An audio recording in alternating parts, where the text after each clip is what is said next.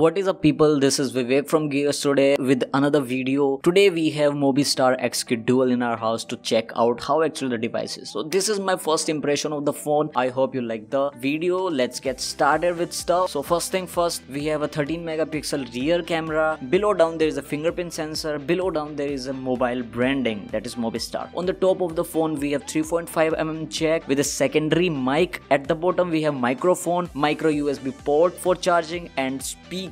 Obviously the speakers are good. On the left of the phone what we see is volume buttons. They are good, they are pretty clicky. I like them. On the front top we have dual selfie cameras, that is 13 plus 8 megapixel camera with LED flash. That is awesome thing in standard budget. On the right what we are getting is SIM slot and a power button below that. This is a hybrid SIM slot, so that's kind of okay thing. If we talk about fingerprint is above average. It responds just microseconds late, but it is so good. Speaking of which, we are coming to UI thing. That UI is based on Android 7.1.2 with a skin of version 3 UI. So there is no name mentioned, just like MIUI or etc. But the design of the smartphone is quite standard, and if you speak more of the design, there is a 5.5-inch display, that is full HD display. And speaking of which, don't forget to subscribe to our channel for more videos like this, guys. And let's back to the video.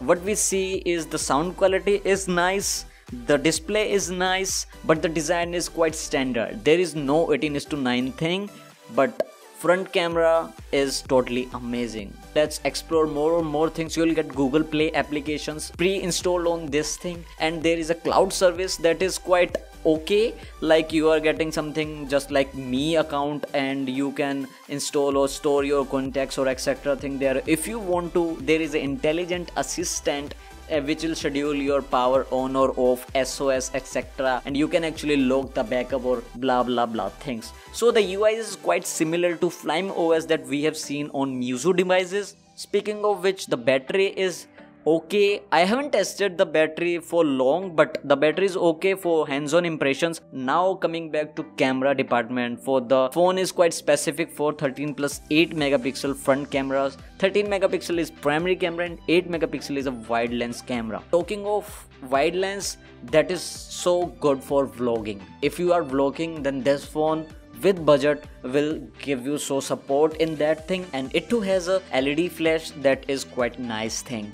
If you talk about these things, you'll get 1080p, and if the rear camera is based on 13 megapixels, so it will give you quite nice shots, nice detailing, but you cannot expect so high performance from this thing, as this is a budget thing. But you are getting HDR mode, night mode, manual mode. And the thing about manual mode I want to talk is, like, first you can just watch the photo how it is, and you are getting so many modes for video, for camera and etc. There is no 4K mode or no stabilization with 1080 or etc. because as again this is a budget phone. And here I am checking out the manual mode. On manual mode there is no autofocus handling ring, so I just hope they'll push that thing in next updates. The buttons on the smartphone won't glow, they are just normal buttons just for navigation. And the storage you will get is 32GB with 3GB version. The camera is decent. I won't say more on the camera, but the selfie cameras are specifically amazing. I love the result, and you can see more photos in our camera review. That was hands-on, and I spent around 2 or 3 days for this hands-on on the device, and that was it for the device, guys. I just hope it helped you somewhere, and don't forget to check out more videos about this, guys. Peace out. I'll see you in my next one.